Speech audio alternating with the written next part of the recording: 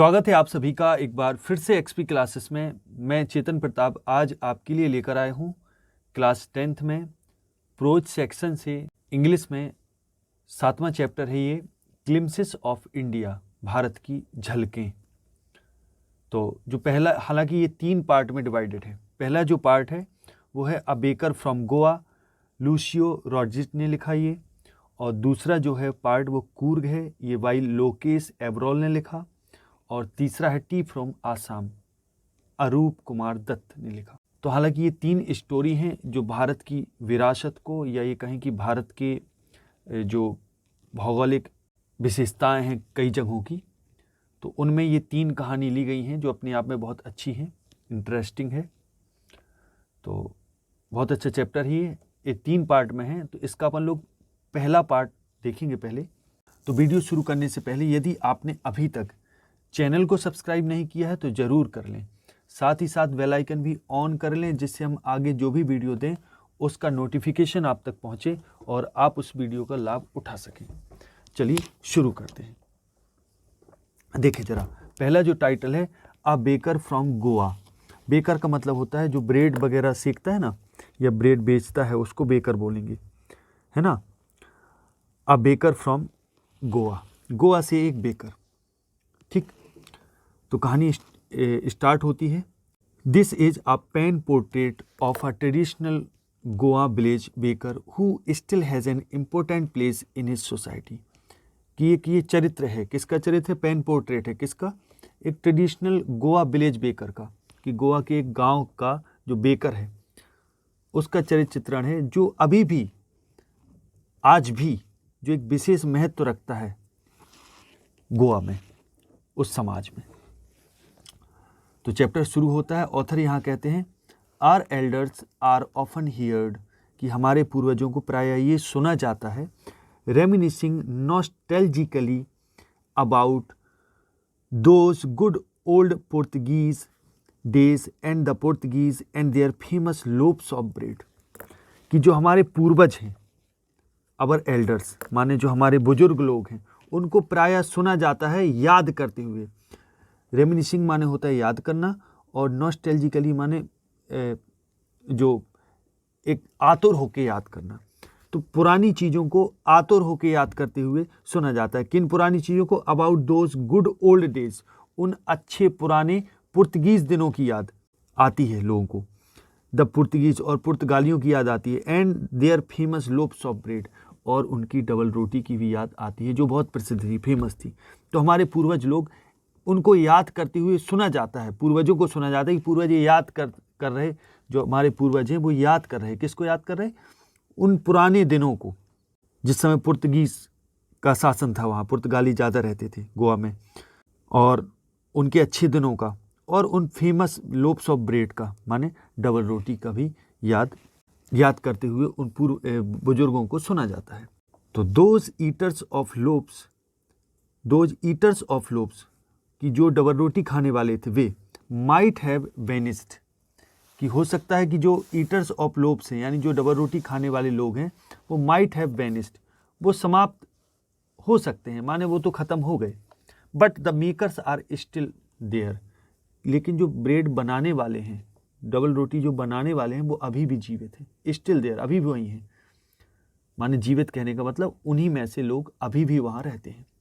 We still have amongst us the mixtures, कि हमारे बीच अभी भी मिक्सचर्स हैं, द मोल्डर्स हैं, and those who bake the loaves, कि हमारे बीच अभी भी वे लोग रहते हैं। उनमें कौन कौन है? मिक्सचर, जो मिक्स करते हैं आटा को या मैदा को मिक्स करते हैं। मोल्डर्स, जो सांचे में ढालते हैं ब्रेड को, वो लोग।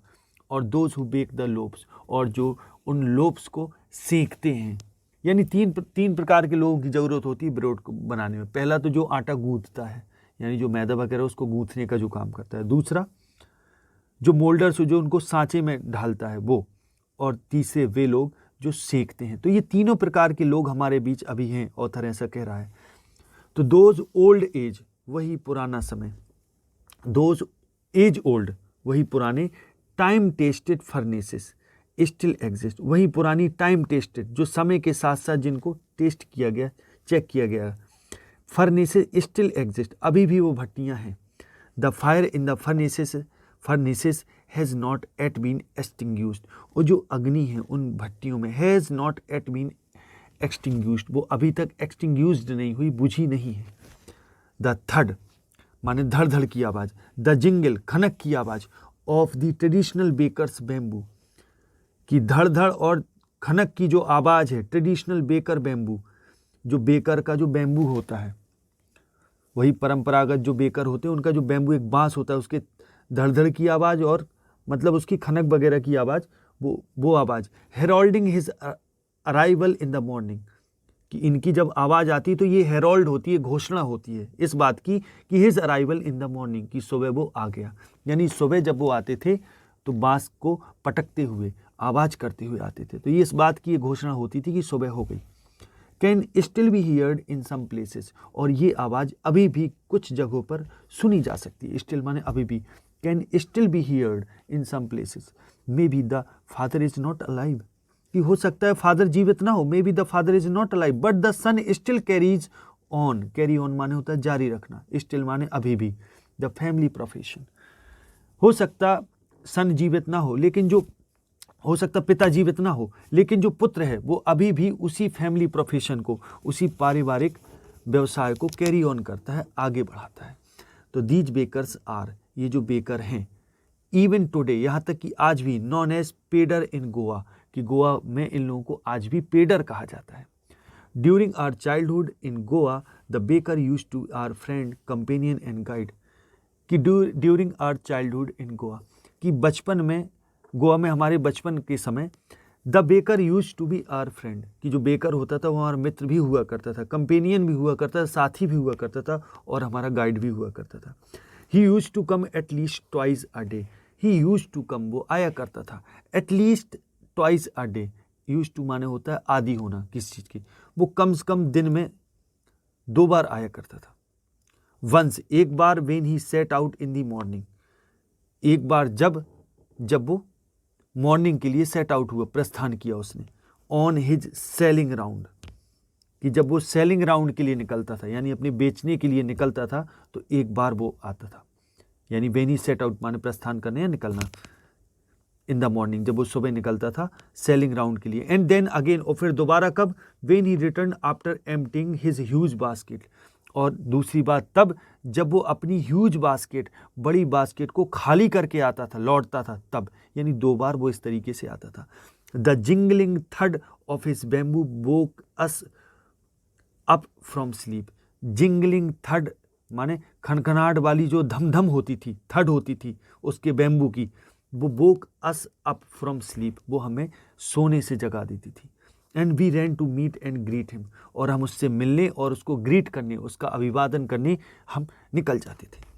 वाई वाज इट सो, ऐसा क्यों था, वाज ऐसा हम क्यों करते थे, कहने का मतलब ये है, लेखक यहाँ पूछ रहा है कि ऐसा हम क्यों करते, वाई वाज इट सो, ऐसा क्यों था। Was it for the love of the loaf, क्या ये डबल रोटी के प्रेम के कारण था, क्या हम डबल रोटी पसंद करते थे इसलिए ये था, या नॉट एट ऑल, नहीं, ऐसा बिल्कुल नहीं, ऐसा बिल्कुल भी नहीं था, इन दोनों में से कोई भी कारण नहीं था। What we longed for were, अब आगे देखें जरा, the loaves were brought by some पैस्कीन और बेस्टाइन, कि जो लोप्स होते थे वो या तो कोई पैस्कीन या बेस्टाइन खरीद लेता था, यानी पैस्कीन या बेस्टाइन कहा जाता है किसको, the maid servant of the house, घर की नौकरानी को, मेड सर्वेंट को। लोप्स तो वो लोग खरीद लेते थी। What we longed for, long for माने होता है चाह रखना, अब जिस चीज़ की हमें चाह थी वो क्या था, वर दोज ब्रेड बैंगल्स, वो ब्रेड की बैंगल्स थी, छल्ले थे ब्रेड के, वो हम लोग पसंद करते थे। विच वी चोज केयरफुली, जिनको हम बड़ी सावधानी पूर्वक चुनते थे, पसंद करते थे।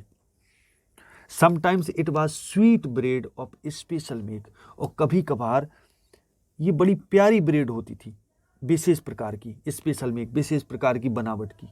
The baker made his musical entry on the scene with the झेंग झेंग sound of his specially made bamboo staff.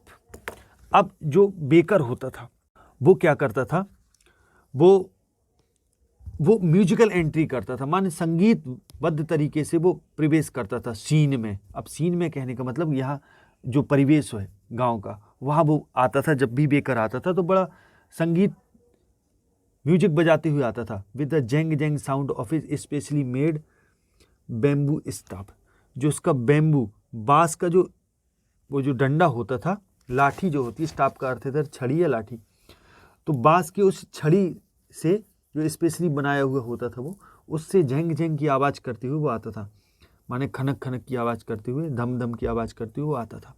One hand supported the basket on his head, और एक जो उसका हाथ था वो बास्केट को हाथ में सपोर्ट करता था।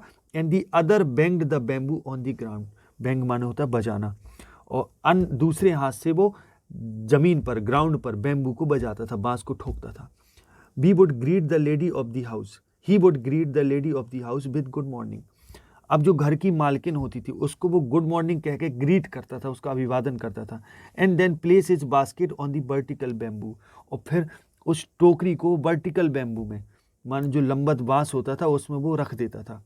बी किड्स, और हम जो बच्चे होते थे, would be pushed aside with a mild rebuke, mild माने हल्का, रिब्यूक माने फटकार, वो हमें हल्की सी फटकार देके हमें पुश्ड असाइड कर देता था, दूर हटा देता था हम बच्चों को। किड माने बच्चे, कि we kid would be pushed aside, हम बच्चों को अलग कर दिया जाता था। विद अ माइल्ड रिब्यूक, हल्का सा डांट के वो हटा देता था हमें।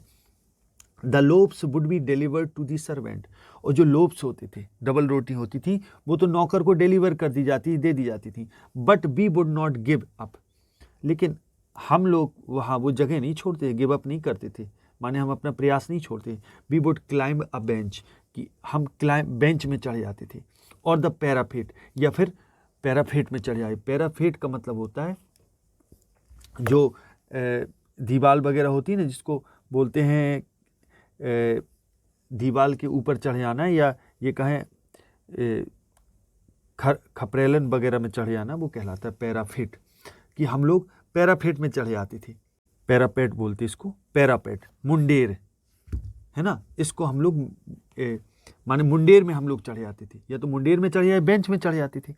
And peep into the basket somehow, कि जैसे तैसे, समहाउ माने जैसे तैसे हम बास्केट में झांकते थे, टोकरी में। I can still recall the Fitch typical fragrance of those lobes, कि ऑथर यहाँ कहता है कि मैं अभी भी रिकॉल कर सकता हूँ, याद कर सकता हूँ, the typical fragrance of those lobes, कि डबल रोटी के जो वो टुकड़े होते थे, उनकी जो टिपिकल फ्रेग्रेंस होती थी, सुगंध होती थी, विशेष सुगंध, उसको मैं अभी भी याद कर सकता हूँ, अभी भी मुझे याद है। लोब्स फॉर दी एल्डर्स, जो एल्डर्स होते थे, बड़े होते थे, वो लोब्स डबल रोटी खाते थे। And the bangles for the children, और हम लोग उसके छल्ले खाते थे, बेंगल्स हम लोग यूज करते थे, वो हमारे लिए होते थे। Then we did not even care to brush our teeth, कि तब हम लोग did not even care to brush our teeth, हम अपने दांतों को साफ करने की कोई चिंता नहीं करते थे।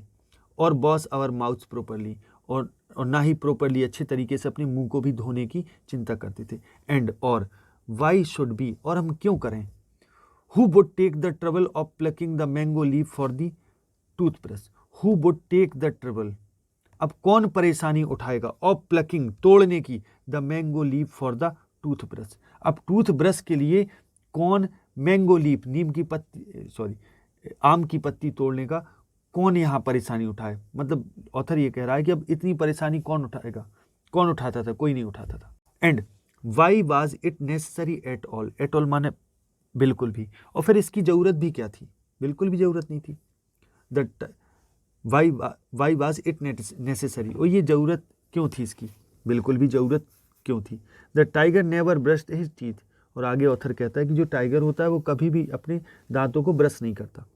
Hot T could wash and clean up everything so nicely after all, कि कुल मिलाकर, कि यहाँ पहले वो क्वेश्चन पूछता है why was it necessary at all, at all माने बिल्कुल भी, कि ये चीज़ बिल्कुल ज़रूरत तो थी नहीं ऐसा करने की, क्या ज़रूरत थी बिल्कुल।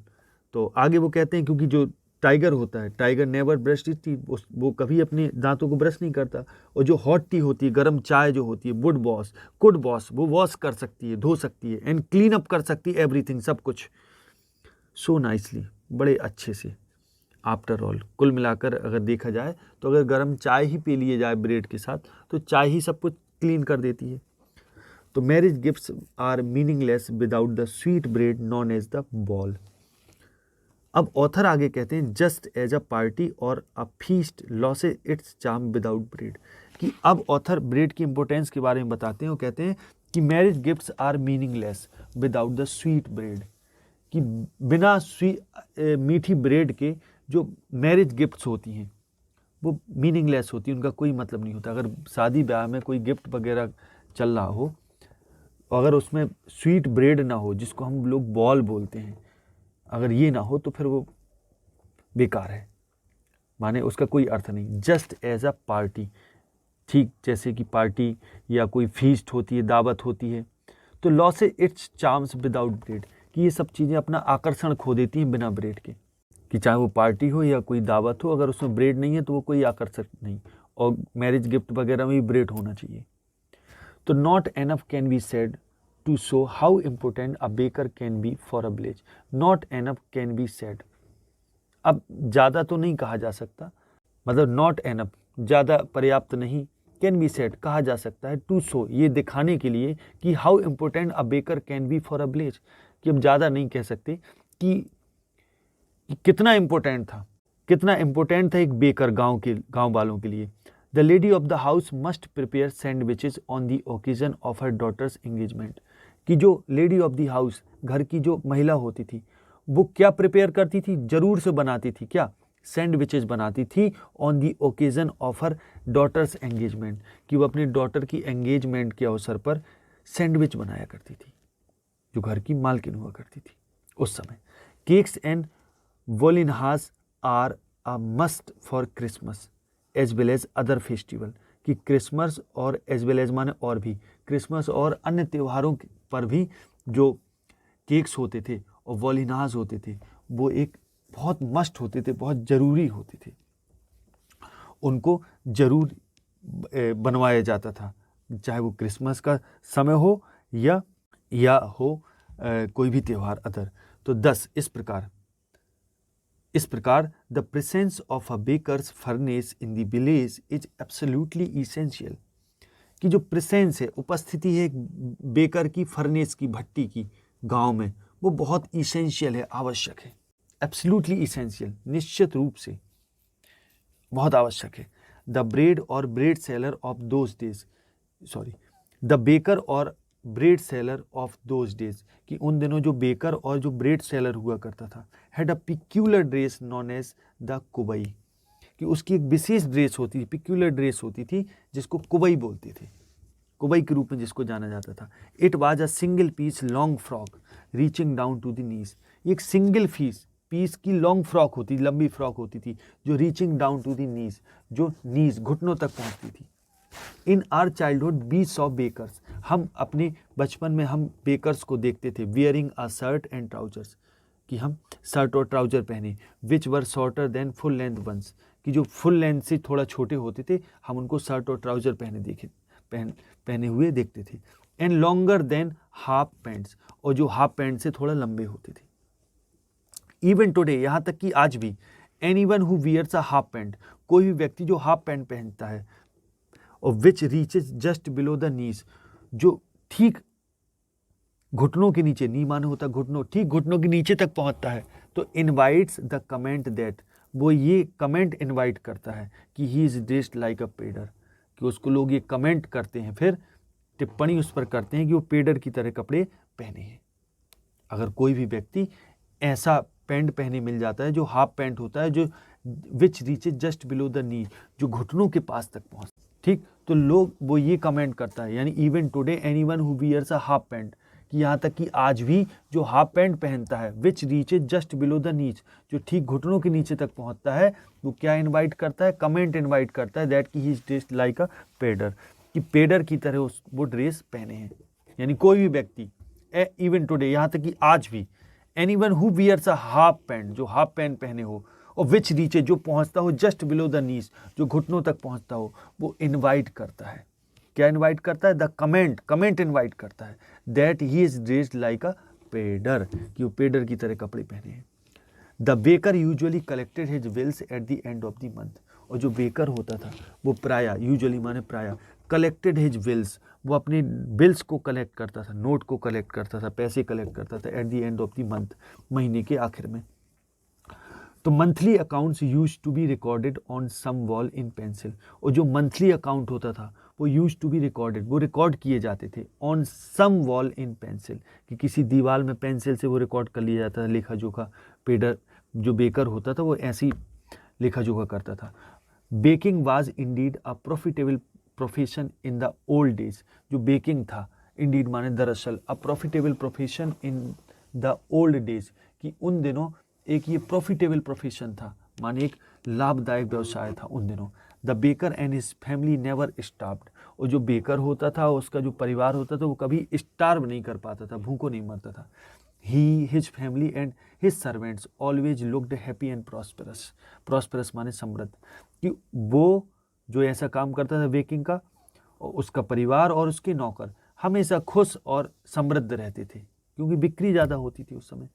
देयर प्लम्प फिजिक, प्लम्प माने गोल मटोल, फिजिक माने शारीरिक रूप या ढांचा, was an open testimony, open testimony का मतलब होता है खुला प्रमाण टू दिस, और अगर कोई ऐसा मोटे ताजे शरीर वाला होता था तो ये एक टाइप का खुला प्रमाण होता था कि वो एक बेकर है। इवन टुडे, यहाँ तक कि आज भी, any person with a jackfruit like physical appearance, कि जिसका जैक फ्रूट लाइक कटहल की तरह जिसका फिजिकल अपीयरेंस हो, शरीर हो, उसका शारीरिक ढांचा हो, कोई भी पर्सन, यहाँ तक कोई पर्सन जिसका फिजिकल अपीयरेंस के मतलब वो कैसा हो, जैक फ्रूट की तरह, कटहल की तरह मोटा ताजा हो, शरीर में देखने में फिजिकल अपीयरेंस उसका वैसी हो, किसी पर्सन का, एनी पर्सन का, तो is easily compare to a baker, तो उसकी बड़ी आसानी से एक बेकर से तुलना उसकी कर दी जाती है उसको। तो इस तरीके से ये वाला जो पार्ट है वो यहीं पूरा होता है। अब अपन लोग मूव करते हैं आगे अगले पार्ट की। अब जो अगला पार्ट है वो है कूर्ग बाई लोकेश एब्रोल। अब समझे जरा, Coorg is coffee country, country का अर्थ इधर देश नहीं है, गांव है। तो Coorg is coffee country famous for its rain forest and spices, कि कूर्ग एक कॉफ़ी कंट्री है जो फेमस है एक रेन फॉरेस्ट के लिए, माने वर्षा वनों के लिए, और स्पाइसेस मसालों के लिए। Midway between Mysore and the coastal town of Mangalore, कि मिडवे माने रास्ते में, बीच रास्ते में, between Mysore and the coastal town of Mangalore, कि मैंगलोर का जो कोस्टल टाउन है, जो समुद्री कस्बा है, उन दोनों के बीच में sits a piece of heaven, कि एक स्वर्ग का टुकड़ा मौजूद है, that must have drifted from the kingdom of God, drifted from the kingdom of God, कि जो जरूर से भगवान की राजधानी से, किंगडम ऑफ गॉड से ड्रिफ्टेड किया गया, माने उड़ा कर लाया गया है। कि लेखक आप इसमें बताते हैं कि एक जगह ऐसी है मैसूर और मैंगलोर के कोस्टल का टाउन के बीच में, जो ऐसे लगती है कि जैसे इसको जरूर से भगवान की राजधानी से हवा इसको उड़ा के लाई, बहा के लाई। This land of rolling hills, rolling hills माने घुमावदार पहाड़ियाँ, ये जो भूमि है घुमावदार पहाड़ियों की, is inhabited by a proud race of martial man, beautiful women and wild creatures, कि इसमें इनहेबिटेड माने निवास करते हैं, इस घुमावदार पहाड़ियों की क्षेत्र में, भूमि में निवास करता है, कौन निवास करता है, by a proud race of martial, कि वो जाति जिस पर प्राउड किया जा सके, मार्शल मैन यानी योद्धाओं की जाति, ब्यूटीफुल विमेन भी यहाँ रहती हैं, और वाइल्ड क्रीचर्स, सारे लोग यहाँ रहते हैं। इस टाइप से ये तीन लोग, martial man, beautiful women and the wild creatures. Coorg और कोडेगू, इनको कूर्ग और Kodagu, the smallest district of Karnataka, is home to evergreen forest, spices and coffee plantation, कि इस जगह को कूर्ग या कोडेगू कहा जाता है, जो कर्नाटक का सबसे छोटा डिस्ट्रिक्ट है, और जो एक घर है, किनका घर है, होम टू एवरग्रीन फॉरेस्ट, यहाँ सदाबहार वन रहते हैं, माने वन यहाँ हमेशा सदाबहार रहते हैं, हमेशा हरियाली रहती है यहाँ, स्पाइसेस बहुत होते हैं यहाँ, और कॉफ़ी प्लांटेशन बहुत है, यानी कॉफ़ी के बहुत ज़्यादा पेड़ लगे। Evergreen rain forest cover 30% of this district, कि एवरग्रीन रेन फॉरेस्ट यानी सदा हरे रहने वाले जो जंगल हैं वो इसका 30% कवर करते हैं इस डिस्ट्रिक्ट का, माने 30% भूमि पर जो है वो जंगल है, एवरग्रीन फॉरेस्ट है। ड्यूरिंग द मानसून, अब मानसून के दौरान, इट पोर्स एनफ, कि पर्याप्त बारिश, पोर माने होता उड़ेलना, पर्याप्त बारिश होती है, एनफ माने पर्याप्त, to keep away many visitors away, कि ताकि जिससे क्या हो, कई जो विजिटर्स हैं, घूमने वाले हैं, वो दूर रहें। यानी बारिश के दौरान इतनी बारिश होती है मानसून के दौरान कि विजिटर्स दूर रहते हैं, यहाँ कम आते हैं उस दौरान। The season of joy commences from September and continues to March till March. और जो सीजन ऑफ जॉय होता है, यानी जो मेन यहाँ मज़ा आता है, मज़े वाला जो सीजन होता है, वो कमेंसेस, वो शुरू होता है कब से, सितंबर से शुरू होता है, और कंटिन्यू कब तक चलता है, सितंबर से टिल मार्च तक चलता है। The weather is perfect. अब जो यहाँ का वेदर है वो परफेक्ट है, पूरी तरह बिल्कुल अच्छा है। With some showers thrown in for good measure, कि अच्छी मौसम के लिए कभी कभार शॉवर भी गिर जाते हैं, माने कुछ शावर माने बौछारें भी आ जाती हैं यहाँ के परफेक्ट वेदर में। यानी अच्छा वेदर है तो जो कभी कभार क्या होता है, उस वेदर को और अच्छा करने के लिए शावर भी आ जाता है, माने पानी की बौछारें भी आ जाती हैं, for good measure. The air breathes of invigorating coffee. अब जो एयर है, जो हवा ली जाती है, वो बड़ी इनवाइगोरेटिंग होती है, माने ऊर्जा प्रदान करने वाली कॉफ़ी जो होती है, उसकी महक होती है हवा में। ब्रीथ माने श्वास, जब हम हवा एयर को ब्रीथ करते हैं तो उसमें इनवाइगोरेटिंग कॉफ़ी होती। कहने का मतलब एक ये कहें कि हमें उसमें एक सुगंध मिलती है कॉफ़ी की। कॉफ़ी पता चलती कि जैसे है, इनवाइगोरेट माने होता है ऊर्जा से भरी हुई है, बलवर्धक। कॉफ़ी एस्टेट्स, कॉफ़ी की जागीरें, एस्टेट्स माने बड़े बड़े खेत कह लो या बड़ी बड़ी रियासत बोल दो। Coffee estates and colonial bungalows stand tugged under tree canopies in prime corners.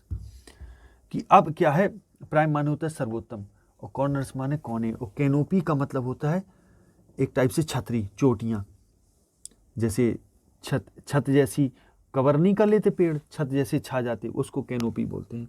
तो यहाँ क्या है, कॉफ़ी एस्टेट्स और कॉलोनियल बंगलोज की जो उपनिवेशिक काल के जो बंगला वगैरह थी, वे यही हैं। और टग्ड अंडर, टग माने होता है घुसे होना, अंडर ट्री कैनोपीज इन प्राइम कॉर्नर, कि जहाँ तहाँ देखो तो पेड़ों की छत सी बनी है, उसके नीचे ये सब हैं, कॉफ़ी एस्टेट्स हैं, और साथ ही में क्या है, कॉलोनियल औपनिवेशिक बंगलो हैं। The fiercely independent people of Coorg are possibly of Greek or Arabic descent. अब जो फियर्सली माने अत्यधिक जो इंडिपेंडेंट स्वतंत्र लोग हैं, कुर्ग लोग, वे are possibly of Greek or Arabic descent, की संभवतः या तो वो ग्रीक के हैं या अरेबिक, अरब के डेसेंट माने वंश, अरब मूल के हैं, वो वंश के हैं। एज वन स्टोरी गोज, जैसे कि कहानी कही जाती है, स्टोरी है, एक कहानी आती है इसमें, the a part of Alexander's army, कि अलेक्जेंडर की सेना का एक हिस्सा मूव्ड साउथ, वो साउथ की तरफ मूव कर गया था, अलोंग द कोस्ट, साउथ के तट की तरफ, एंड सेटल्ड हियर, और यहीं बस गया था। व्हेन रिटर्न बिकेम इम्प्रैक्टिकल, जब उनके लिए लौटना इम्प्रैक्टिकल हो गया, असंगत हो गया, व्यवहारिक नहीं रहा, तो वे लोग वहीं ठहर गए। तो these people married amongst the locals, और इन लोगों ने जो लोकल के लोग थे उनसे शादी कर ली। And their culture is apparent in martial tradition, apparent माने उपयुक्त, कि इनका जो संस्कृति है वो मार्शल ट्रेडिशन के उपयुक्त है, माने योद्धाओं की परंपरा के उपयुक्त है, मैरिज के उपयुक्त है, माने मार्शल योद्धाओं की परंपरा, मैरिज और रिलीजियस राइट्स के उपयुक्त है। रिलीजियस राइट माने धार्मिक संस्कार, जो क्रियाकलाप होते, which are distinct from Hindu mainstream, जो हिंदू मेन स्ट्रीम से, हिंदुओं की मुख्य धारा से थोड़ा अलग है। डिस्टिंक्ट माने विशेष होना, डिस्टिंक्ट माने भेद, from the Hindu mainstream. The theory of Arab origin draw support from the long black coat with the embroidered waist belt worn by the Kodavas. अब जो कोडेवस लोग क्या पहनते हैं, इसमें लंबा और ब्लैक कोट पहनते हैं, जिसमें एम्ब्रॉयडर्ड माने जड़ा हुआ एक वेस्ट बेल्ट, कमर की बेल्ट भी पहनते हैं। ठीक, तो ये सब पहनने के कारण इनके अरब ओरिजिन से होने का एक सपोर्ट मिलता है। कहने का मतलब ये पता चलता है कि अरब ओरिजिन के हैं ये। तो नॉन एज कुपिया, जिसको हम कुपिया बोलते हैं। It resemble the kuffiyeh worn by the Arab, और ये ठीक वैसी ड्रेस होती है जैसे कि अरब में कुफिया, अरब के लोग कुफिया पहनते हैं, और द कुर्द, और जो कुर्द लोग कुफिया पहनते हैं उस जैसी इनकी ड्रेस होती है। चलिए आगे देखते हैं। Kurgi homes have a tradition of hospitality and they are more than willing to recount numerous tales of valor related to their sons and fathers. अब जो कूर्गी होम्स थे यानी जहाँ कूर्गी लोग रहते थे उनके घरों में क्या होता था, एक परंपरा थी, ट्रेडिशन थी ऑफ हॉस्पिटैलिटी यानी मेहमान नवाजी की एक परंपरा थी.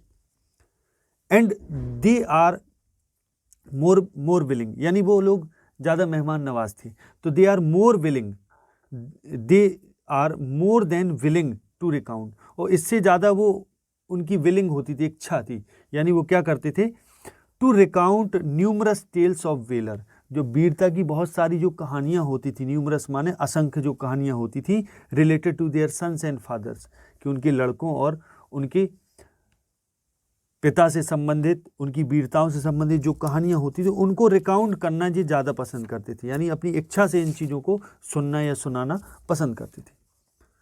The कुर्गी regiment is one of the most decorated in the Indian army, और जो कुर्गी रेजिमेंट है वो one of the most decorated in the Indian army, कि भारतीय सेना में ये सबसे ज़्यादा डेकोरेटेड, यहाँ डेकोरेटेड का मतलब सुसज्जित हो सकता है. अब जो सुसज्जित का अर्थ है इधर, वो अर्थ ये होगा कि तमाम मेडल से सजी हुई है ना, यही कहें कि सम्मानित आर्मी में से एक आर्मी है कुर्गी रेजिमेंट.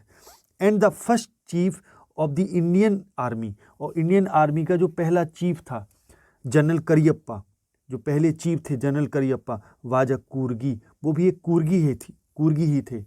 इवन नाउ, यहाँ तक कि आज भी, Kodavas are the only people in India, कि कोडेवस ही एकमात्र ऐसे लोग हैं, यानी कुर्गी लोग ही एकमात्र ऐसे लोग हैं permitted to carry firearms without a licence, कि जो बिना लाइसेंस के फायर आर्म्स यानी आग्नेय अस्त्रों को, हथियारों को ले जा सकते हैं, कैरी करके ले जा सकते हैं. यानी बताया है कि वैसे तो भारतीय सेना में the Coorg regiment is one of the most decorated in Indian army, कि इंडियन आर्मी में one of the most decorated है, यानी सबसे ज़्यादा सुसज्जित या सम्मानित आर्मी में से एक है कुर्गी रेजिमेंट भारतीय सेना में.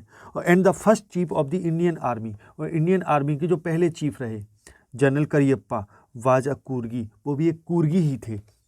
इवन नाउ, यहाँ तक कि आज भी, Kodavas are the only people in India permitted to carry firearms without a licence, यहाँ तक कि जो कोडेवस होते हैं वो एकमात्र ऐसे लोग होते हैं भारत में जिनको फायर आर्म्स यानी हथियार बिना लाइसेंस के जो रख सकते हैं, जिनको इजाज़त होती है इस बात की. The river Kaveri obtains it's water from the hills, अब जो कावेरी नदी का पानी है वो कहाँ से ये कावेरी नदी ऑब्टेन करती है, प्राप्त करती है, पहाड़ियों से. And the forest of Coorg, और कुर्ग के जंगलों से ये पानी आता है कावेरी नदी में.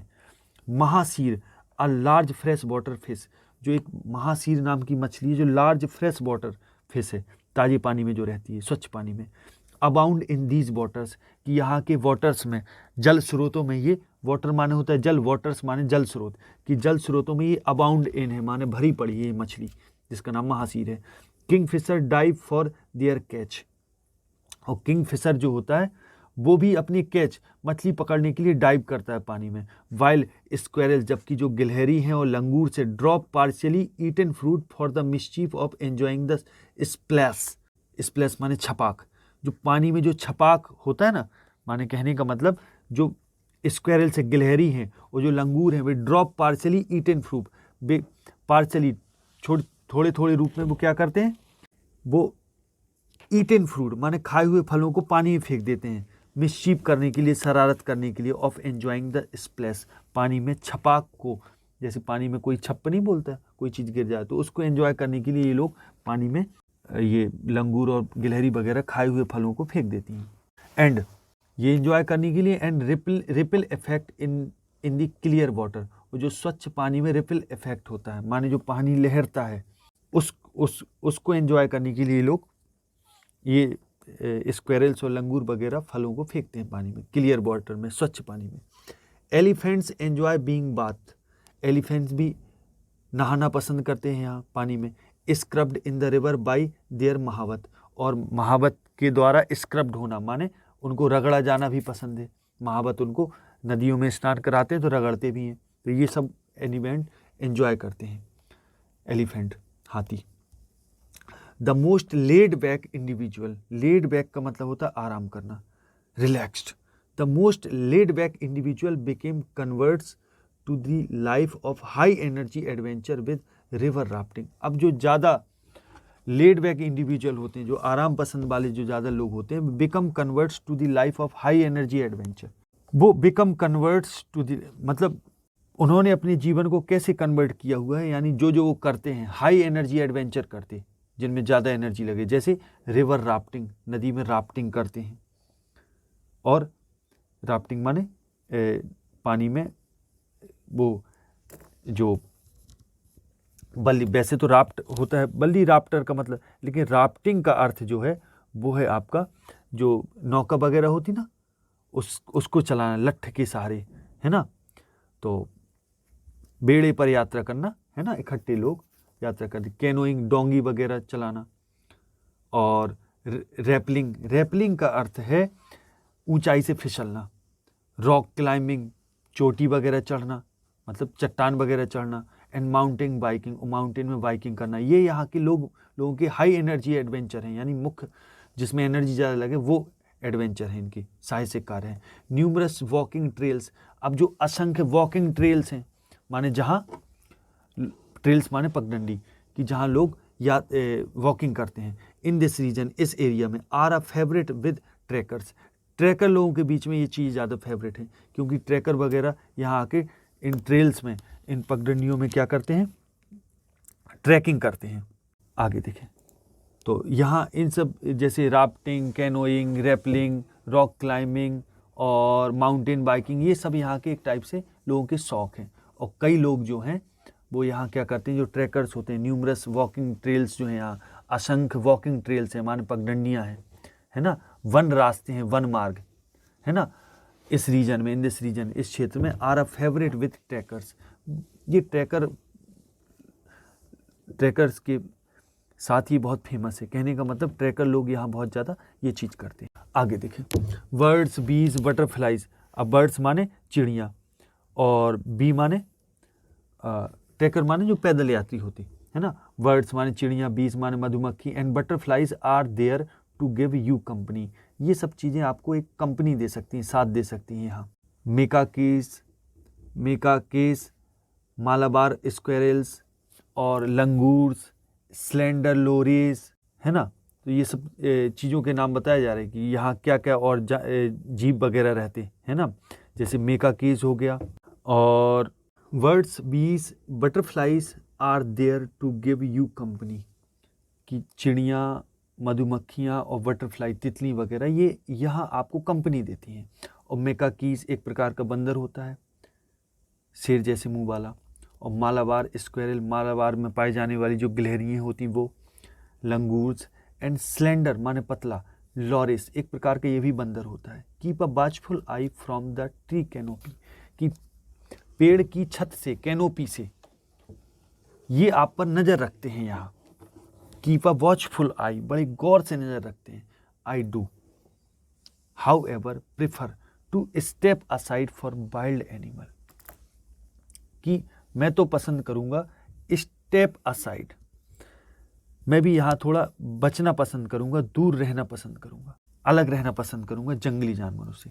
हालांकि मैं तो अलग रहना पसंद करूँगा। ऑथर यहाँ कहते हैं आगे, the climb to the Brahmagiri hills brings you into a panoramic view of the entire misty landscape of the Coorg.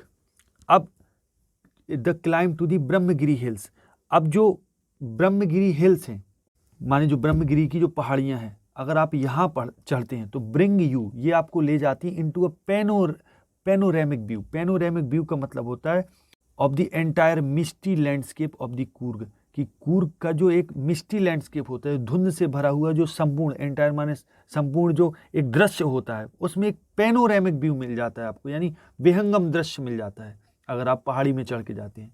A walk across the rope bridge leads to the 64 acre island of Nisarga धाम, कि निसर्ग धाम का जो 64 एकड़ का जो island है, वहाँ आप कब पहुँचते हैं, जब आप वॉक करते हैं अक्रॉस द रोप ब्रिज। जब आप रोप ब्रिज क्रॉस करके जाते हैं तो आप कहाँ पहुँच जाते हैं, 64 एकड़ के आइलैंड पर पहुँच जाते हैं, जिसका नाम है निसर्ग धाम। फिर आगे ऑथर कहते हैं, running into Buddhist monk from India's largest, अब रनिंग इनटू बुद्धिस्ट मॉन्क, अब जो from India largest Tibetan settlement, अब यही क्या है, एक टिबेटन सेटलमेंट भी, यानी तिब्बत के लोग भी बड़े हैं यहाँ मौजूद हैं, जो बुद्धिस्ट हैं, मॉन्क हैं।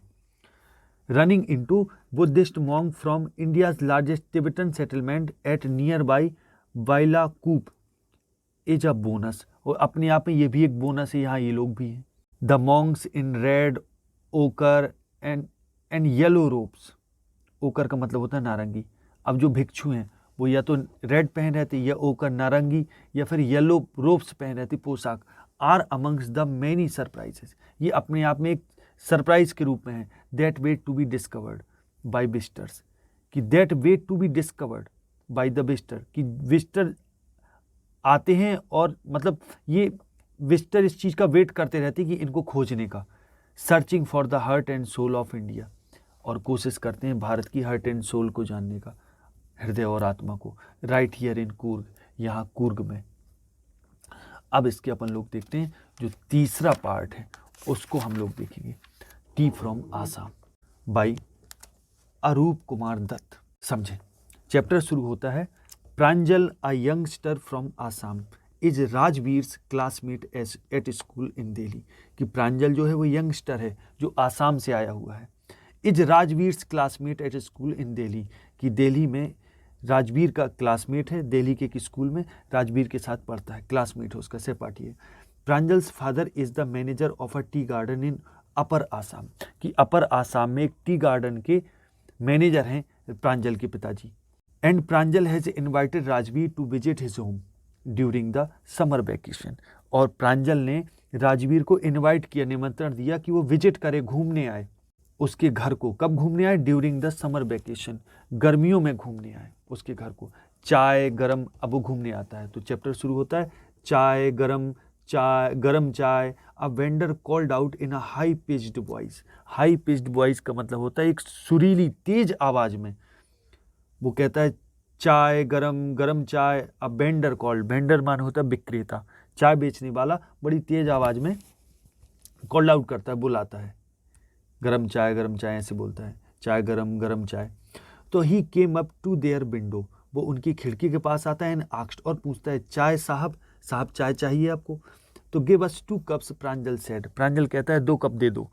तो they sipped the steaming hot liquid, steaming माने धुआं छोड़ता हुआ, हॉट माने गर्म, लिक्विड माने पेय, सिप माने होता है चुस्की लेकर पीना। अब ये दोनों उस गर्म पेय को, जो जिससे भाप निकलती होती है, स्टीम माने होता है भाप, तो स्टीमिंग करती हुई, तो उस गर्म पेय को वो लोग चुस्की लेते हुए पीते हैं। Almost everyone in their compartment was drinking tea too, कि ऑलमोस्ट एवरी वन, कि लगभग प्रत्येक व्यक्ति, इन देयर कंपार्टमेंट, उनके कंपार्टमेंट में, वाज ड्रिंकिंग टी टू, वो चाय पी रहा था। प्रत्येक व्यक्ति उनके कंपार्टमेंट, उनके डब्बे में जिसमें वो बैठे थे, हर व्यक्ति चाय पी रहा था। टू माने होता है भी। Do you know that over 80 crore cups of T R drunk every day through out the world, Rajveer said. अब राजवीर प्रांजल से कहता है, डू यू नो, क्या तुम जानते हो, दैट कि over 80 crore cups of T, कि लगभग 80 करोड़ कप आर ड्रंक, पिए जाते हैं, चाय के 80 करोड़ कप रोज पिए जाते, थ्रू आउट दी वर्ल्ड, पूरे संसार में। राजवीर इतना कहता है कि तुम्हें क्या पता है कि लगभग इतने कप, 80 करोड़ कप, माने कितना, 80 करोड़ कप पूरे विश्व में पिए जाते हैं, यानी पूरे विश्व में लोग इतनी चाय रोज पीते। व्यू एक्सक्लेम्ड प्रांजल, व्यू का मतलब होता है वाह, अरे वाह, प्रांजल एक्सक्लेम, प्रांजल बड़े आश्चर्य में कहता है, T really is very popular, वो कहता है चाय वास्तव में बहुत पॉपुलर है, बहुत लोकप्रिय है। The train pulled out of the station, अब जो ट्रेन होती है वो स्टेशन में क्या होती है, पुल आउट द स्टेशन, माने स्टेशन से रवाना हो जाती है, बाहर की ओर खिंचती है, pulled out of the station. Pranjal buried his nose in his detective book again, detective माने होता है जो जासूस वाली किताब होती है, उस किताब में वो अपने आप को, अपनी नाक को बरी कर लेता है, दफन कर लेता है, माने छुपा लेता है, कहने का मतलब किताब पढ़ने लगता। Rajvir too was an ardent fan of detective stories. अब राजदीप भी एक अपने आप में एक अर्डेंट फैन है, माने वो भी बहुत पसंद करता है, वो भी बहुत अर्डेंट फैन है, फैन माने फैन होना, और अर्डेंट माने होता है उत्साही, एक उत्साही फैन है वो डिटेक्टिव स्टोरीज का, उसे भी पसंद है, राजवीर को भी। बट लेकिन एट द मोमेंट उस समय ही वॉज कीनर, लेकिन वो उस समय ज़्यादा उत्सुक है on looking at the beautiful scenery, कि ऑन लुकिंग देखने पर, द ब्यूटीफुल सीनरी कि जो सुंदर दृश्य उसको देखने में वो ज़्यादा उत्सुक है उस समय। वो अब स्टोरी नहीं पढ़ना चाह रहा Rajveer. Rajveer too was an ardent fan of detective stories, but at the moment he was keener on looking at the beautiful scenery. It was green everywhere. सब जगह हरा ही हरा था सब जगह। Rajveer had never seen so much greenery before. कि इसके पहले राजवीर ने कभी भी इतनी ग्रीनरी नहीं देखी थी, हरियाली नहीं देखी थी। Then तब the soft green paddy fields gave way to tea bushes. अब इसके बाद soft green paddy field, green माने हरी, पैडी माने धान वाले फील्ड, जो सॉफ्ट धान वाले हरे हरे खेत थे, gave way to tea bushes. अब वहीं से माने टी बुशेस भी थी, वहीं चाय की झाड़ियों का रास्ता भी निकल रहा था। It was a magnificent view, बड़ा शानदार दृश्य था। Against the backdrop of densely wooded hills, against the backdrop of the densely wooded hill. अब माने अब पीछे, against the backdrop of densely, backdrop का मतलब होता है पृष्ठभूमि। अब जो पृष्ठभूमि थी, against the backdrop of densely माने घना, वुडेड माने लकड़ी वाला, हिल माने पहाड़ी। अब घनी लकड़ी वाली पहाड़ी के पीछे तरफ पृष्ठभूमि में अ सी ऑफ टी, चाय का एक समुद्र, bushes, a sea of tea bushes, कि चाय की झाड़ियों को एक पूरा समुद्र स्ट्रेच्ड फैला हुआ था, as far as the eye could see, जहां तक आंखें देख सकती थी, एज फार एज जितनी दूर तक, वहां तक केवल और केवल चाय का समुद्र ही फैला था, चाय की झाड़ियों का समुद्र। अगेंस्ट द बैकड्रॉप, अगेंस्ट माने सामने, द बैकड्रॉप माने पृष्ठभूमि, ऑफ डेंसली वुडेड हिल्स, जो घने लकड़ी वाली जो पहाड़ियां थी उनके उस तरफ क्या था, अ सी ऑफ टी बुशेस, कि चाय की झाड़ियों को एक समुद्र था जो स्ट्रेच फैला था, as far as the eye could see, जहां तक आंखें देख सकती थी वहां तक फैला था। Dwarfing the tiny tea plants, अब ड्वार्फ माने होता है बोना, तो ड्वार्फ से बना है ड्वार्फिंग माने छोटा होना, तो dwarfing the tiny tea plants were tall sturdy shade tree. अब उन्हीं छोटे टी प्लांट्स के पास क्या था, टॉल स्टर्डी शेड ट्री थी, शेड ट्री माने छायादार वृक्ष, and amidst the orderly rows of bushes, और एमिट्स माने बीच में, द ऑर्डरली माने होता है क्रमशः, रो माने होता है पंक्तियां, ऑफ बुशेस इन्हीं झाड़ियों की पंक्तियों में क्रमशः, बिजीली बड़े घने रूप में, मूव्ड डॉल लाइक फिगर, और ये सब चीजें डॉल लाइक फिगर थी। माने कैसी डॉल लाइक फिगर, माने गुड़िया जैसे आकृति की ये जो झाड़ियां थी, चाय की झाड़ियां, वो दिख रही थी कैसे ड्वार्फिंग करती हुई, माने कहने का मतलब मूव कर रही थी, दिख रही थी, है ना, बड़ी छोटी छोटी, dwarfing the tiny tea plants, ये सब चीज़ें छोटी छोटी लग रही थी उन्हीं जो ट्री सेट्स थे उन्हीं के आसपास। इन द, अब आगे देखिए, dwarfing the tiny tea plants were toll study, study माने तगड़े, टी शेड ट्री यानी छायादार जो वृक्ष थे, शेड ट्रीज का मतलब पेड़ों की छाया बोले, छायादार वृक्षों की छाया बोलो, कुछ भी बोलो। देखिए, dwarfing the tiny tea plants अब जो छोटी छोटी टी प्लांट्स थे, ड्वार्फिंग माने उनको छोटा करते हुए, बर टॉल स्टडी, टॉल माने लंबे, स्टडी माने तगड़े, शेड ट्री, अब कुछ शेड ट्री थी, माने शेड ट्री मतलब वे पेड़ जो छाया प्रदान करते हो, तो उन्हीं पेड़ के नीचे जो छोटे छोटे टी प्लांट्स थे उनको ड्वार्फिंग दिया गया था। कहने का मतलब उनको छोटा इसलिए उन पेड़ों के नीचे रखा गया था ताकि उनको एक छाया मिल सके। माने कहने का मतलब बड़े पेड़ हैं जो छोटे टी प्लांट्स को छाया दे रहे, इसलिए उनको ड्वार्फिंग किया गया, है ना। तो dwarfing the tiny tea plants were toll study, यहाँ सीधा अर्थ ये समझिए, बड़ा पेड़ लगे हैं छायादार, उनके ही नीचे उनको छाया देते हुए, मतलब उनकी छाया में छोटे टाइनी प्लांट्स लगे। And amidst the orderly rows of bushes, orderly rows of bushes, orderly माने जो क्रमशः, रोज ऑफ बुशेस, बुशेस माने होता है झाड़ी।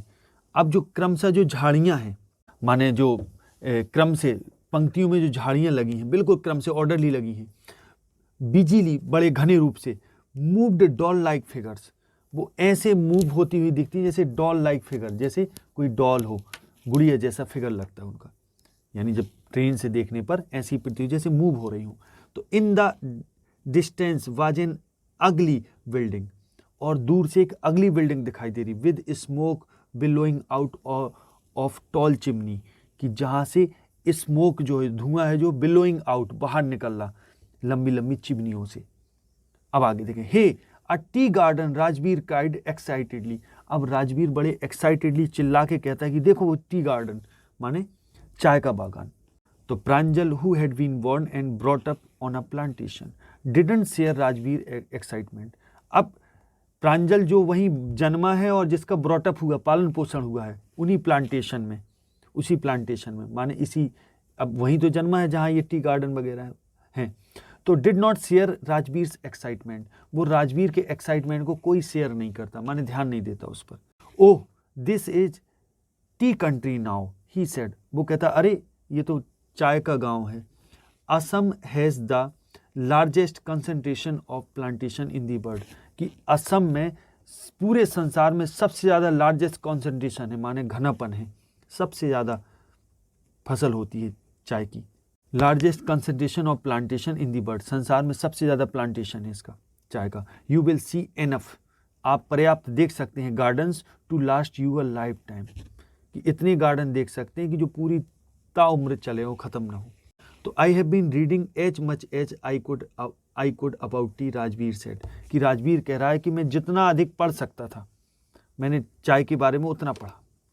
No one really knows who discovered tea but there are many legends, कि राजवीर कहता है कोई नहीं वास्तव में जानता कि किसने चाय की खोज की, but there are many legends, लेकिन कई कथाएं हैं, पुराणिक कथाएं हैं। व्हाट लीजेंड्स, कौन सी कथाएं? तो वेल अच्छा देखो, there's the one about Chinese emperor, एक तो कथा है कि एक, अब वो कहता है well there's the one about the Chinese emperor, एक तो कथा है किसके बारे में? चाइनीज एम्परर के बारे में, एक चाइना के एक सम्राट के बारे में। हु ऑलवेज बॉइल्ड वाटर, जो हमेशा पानी उबालता था, बिफोर ड्रिंकिंग इट, कि हमेशा पीने से पहले वो पानी उबालता था। एक तो कथा ये है चाइनीज एम्परर की।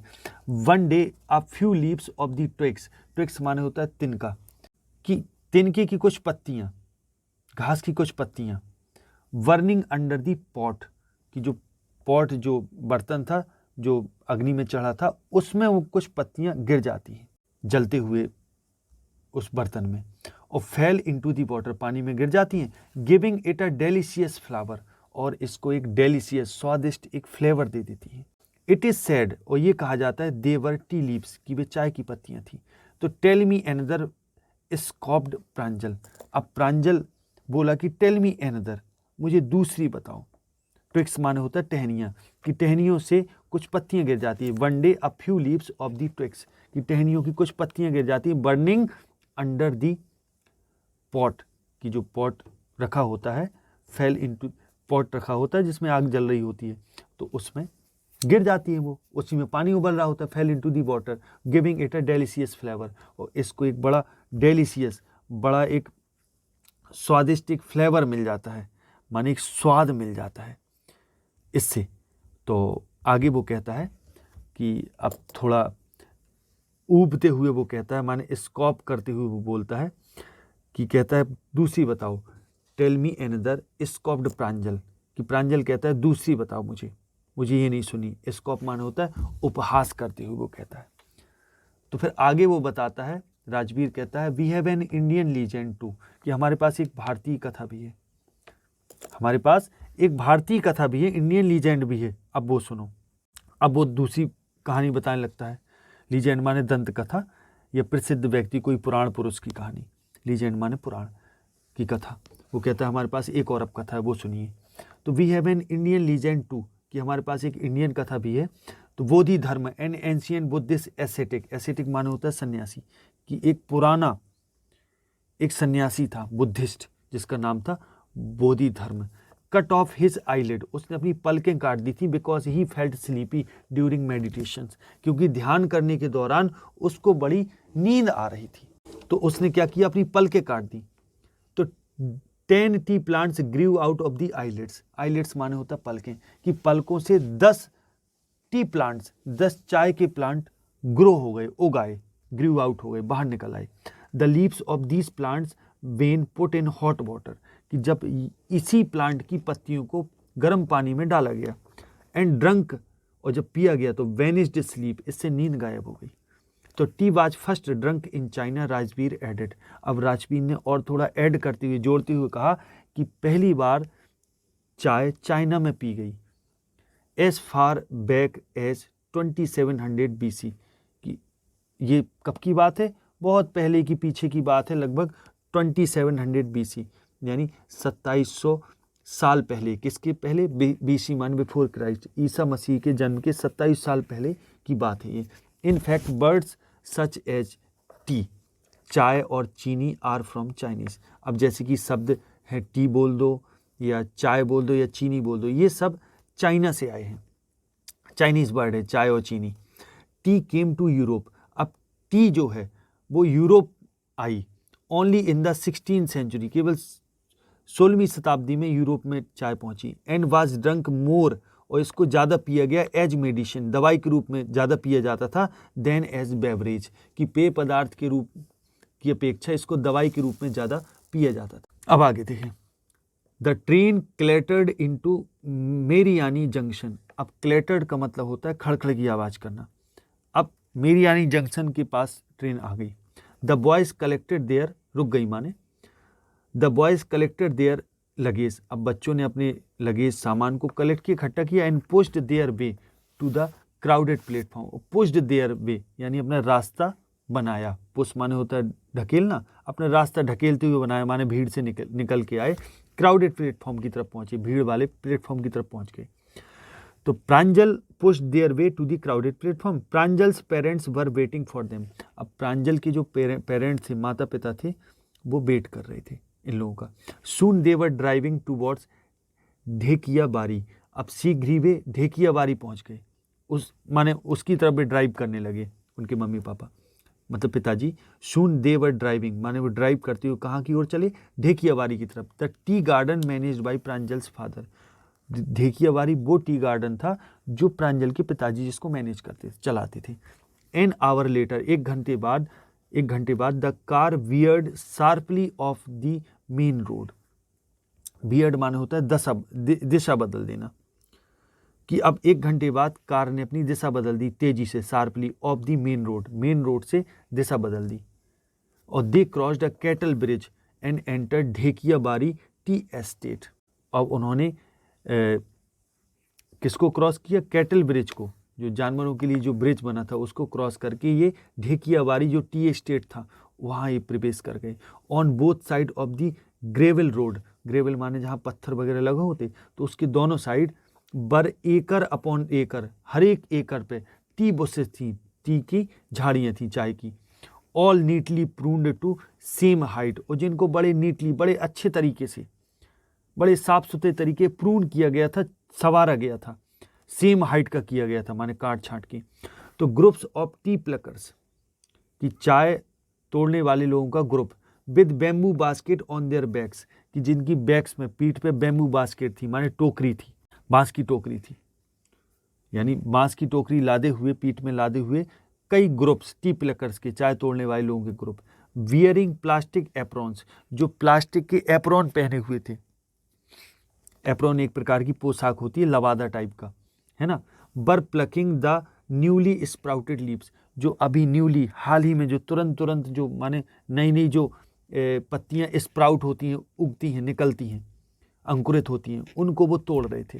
Pranjal's father slow down to allow a tractor, कि अब प्रांजल के पिताजी ने क्या कर दिया? स्लो कर ली, थोड़ा गाड़ी को अपनी स्लो कर लिया। एक ट्रैक्टर को अलाउ करना था, चूंकि ट्रैक्टर को रास्ता देने के लिए स्लो कर लिया। और ट्रैक्टर क्या कर रहा था? Pulling a trailer load of tea leaves, कि जो एक चाय की पत्तियों का लोड भरा था पूरा, उसको माने एक पूरा बोझ था, उसको वो ले जा रहा था ट्रैक्टर, उसको रास्ता देने के लिए उन्होंने थोड़ा जो रास्ता थी वो बदल ली, माने थोड़ा रुक गए वो लोग, है ना, स्लो डाउन कर लिया। टू पास, गुजरने के लिए, किसके गुजरने के लिए? ट्रैक्टर के गुजरने के लिए, जिसमें चाय की पत्तियां लदी थी। दिस इज द सेकेंड फ्लस और sprouting period, isn't it mister Barua, Rajveer asked. अब राजवीर ने मिस्टर बेरुआ यानी उसके पिताजी से पूछा कि this is the second flush, कि ये दूसरी बार है ना स्प्राउटिंग पीरियड, मानिए ये दूसरी बार ऐसा अभी निकला है पीरियड, सेकेंड फ्लश है ना, बड़े मतलब वो उससे बोला कि ये सेकेंड दूसरी बार हुआ ना ऐसा, और स्प्राउटिंग पीरियड या अंकुरित हो रही है दूसरी बार ऐसी, इजंट इट, है ना मिस्टर बेरुआ, राजवीर आस्क्ड, उसने राजवीर ने पूछा। तो it last from May to July and yields the best. अब वो कहता है कि it last from May to July, ये मई से जुलाई तक चलता है, and yields the best tea, और ईल्ड माने होता है उत्पन्न करना, और इससे वेस्ट टी उत्पन्न होती है, सबसे अच्छी चाय उत्पन्न होती है। You seem to have done your homework before coming, Pranjal's father said in surprise. अब प्रांजल के फादर पिताजी सरप्राइज में कहते, बड़े आश्चर्य में, कि you seem to have done, कि ऐसे लगता है कि जैसे तुमने कर लिया है, योर होमवर्क बिफोर कमिंग, कि तुमने यहाँ आने से पहले अपना पूरा होमवर्क कर लिया है, ऐसा लगता है। Yes mister Barua, Rajveer admitted. अब राजवीर अपनी बात को स्वीकार करते हुए कहता है, हाँ मिस्टर बेरुआ, हाँ ऐसा ही है, but I hope to learn much more while I am here, लेकिन मुझे आशा है कि मैं और ज़्यादा सीखूंगा जब मैं यहाँ हूँ, वाइल आई एम हियर, जिस समय मैं यहाँ हूँ मुझे लगता है मैं और ज़्यादा सीखूंगा। तो इसी के साथ ये चैप्टर यहीं पूरा होता है। आशा है ये वीडियो आपको पसंद आया होगा, यदि आया है तो वीडियो को लाइक और शेयर करना बिल्कुल ना भूलें। आगे अगले वीडियो में मिलते हैं, तब तक के लिए नमस्कार, जय हिंद, जय भारत।